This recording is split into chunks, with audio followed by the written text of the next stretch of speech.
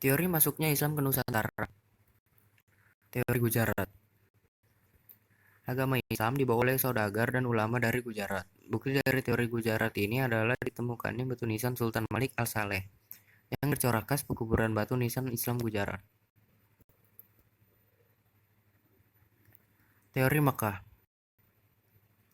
Agama Islam dibawa langsung oleh para musafir yang langsung dari Mekah. Proses ini berlangsung pada abad 1 Hijriah atau 7 Masehi. Teori Persia.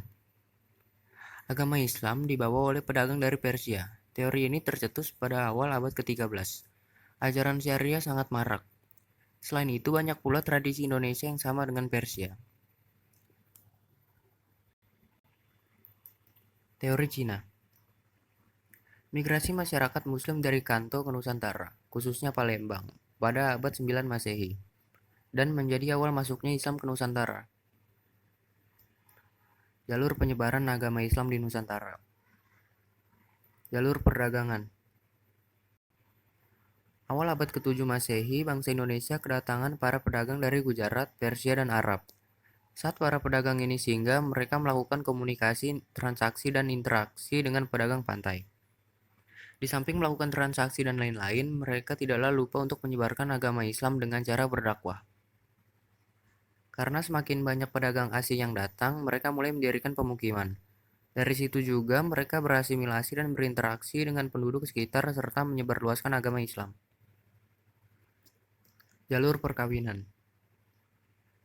Pedagang yang datang ke Nusantara banyak yang melakukan perkawinan dengan wanita pribumi. Untuk menikah dengan para pedagang, wanita pribumi harus berpindah kepercayaan menjadi Islam. Jalur pendidikan. Penyebaran agama Islam lewat jalur ini dilakukan oleh para kiai yang mengajar di sebuah pesantren. Semakin besar pula pengaruh pesantren di tengah masyarakat. Biasanya murid di sana menjadi ustadz atau ulama. Jalur tasawuf. Tasawuf adalah ajaran untuk mendekatkan diri kepada Allah. Tasawuf lebih memudahkan orang untuk lebih mengerti dan menerima agama Islam. Di samping itu, juga ajaran tasawuf memelihara unsur budaya yang ada sebelum Islam sehingga mudah diterima oleh masyarakat. Jalur kesenian. Penyebaran agama Islam dalam hal kesenian dituangkan dalam bentuk seni pertunjukan.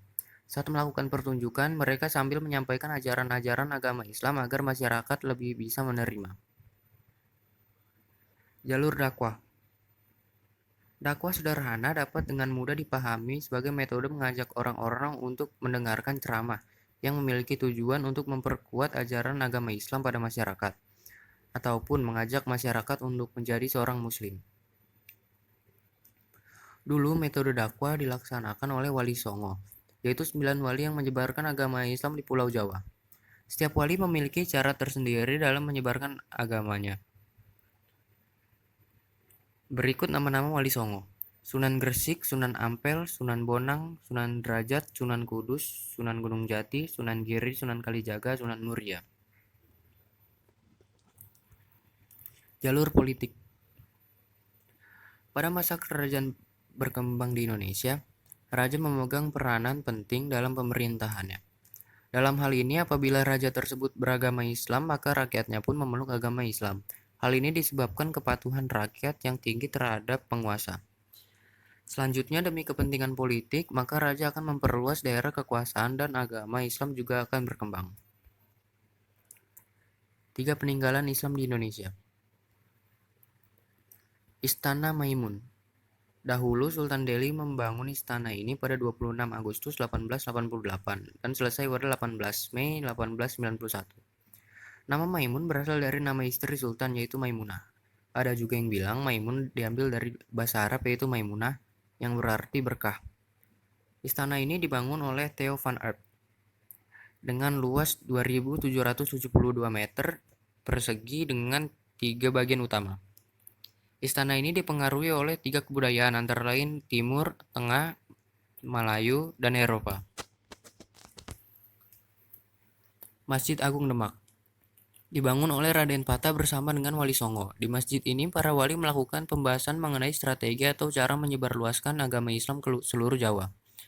Masjid ini menjadi salah satu masjid tertua di Indonesia. Pintu masjid terdiri dari 5 bagian yang melambangkan 5 rukun Islam. Di sekitar Masjid Agung ini juga terdapat kompleks pemakaman Raja Demak beserta para abdinya. Hikayat Hang Tuah.